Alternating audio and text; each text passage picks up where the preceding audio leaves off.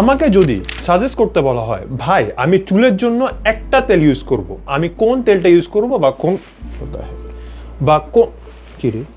বা কোন ধরনের হেয়ার অয়েলটা আমি ইউজ করব, আমি তাকে ডেফিনেটলি সাজেস্ট করব use any kind of cold pressed একটা extra virgin oil, specially sesame oil with 2 or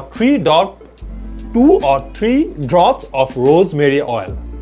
আমরা রোজমেরি অয়েল নিয়ে একটা এক্সট্রিম সায়েন্টিফিক ভিডিও আপলোড করেছি বা করার চেষ্টা করেছি। If you are really interested, I really believe you have to go there and watch that video for better understanding regarding this topic.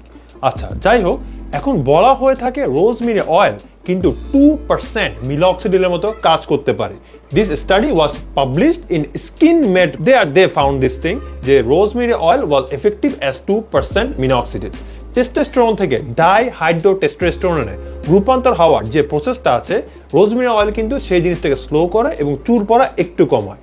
Iranian journal of pharmaceutical research অনুযায়ী rosemary oil কিছু কিছু ক্ষেত্রে dandruff কমাতেও সাহায্য করতে পারে। তার সাথে rosemary অয়েলে অ্যান্টিফাইবাল্টা reductive একটা বিষয় আছে, এটা একটা এনজাইম, এর কার্যকলাপে বাধা প্রদান করে, অর্থাৎ এটা আমাদের হেয়ার ফলিকেলকে সংকুচিত হওয়া থেকে বাধা দেয় এবং বিভিন্ন রকম অ্যান্ড্রোজেনিক অ্যালোপেশিয়া বা মেল প্যাটার্ন বর্ননেস কমাতেও কিন্তু রোজমেরি অয়েল সাহায্য করে। রিমেম্বার, আমি সবারই কমেন্ট পড়ার চেষ্টা করি, আমি সবারই রিপ্লাই হয়তো দিতে না পারলেও আমি কমেন্ট পড়ার চেষ্টা করি।